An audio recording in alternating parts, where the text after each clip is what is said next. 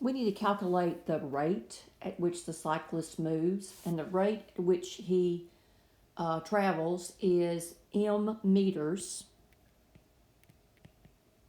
per seconds.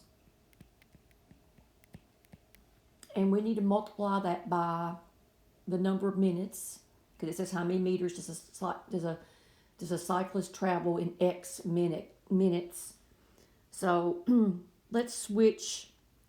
This is in seconds, and the X is in minutes. So let's convert this first to minutes instead of seconds.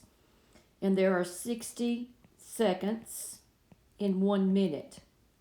I knew to put seconds in the numerator because I want these to cancel.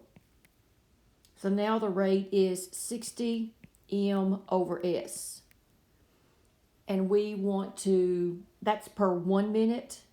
So let's multiply this by x, and that will be how many meters in x minutes. So that would be 60 mx or xm, whatever, over s.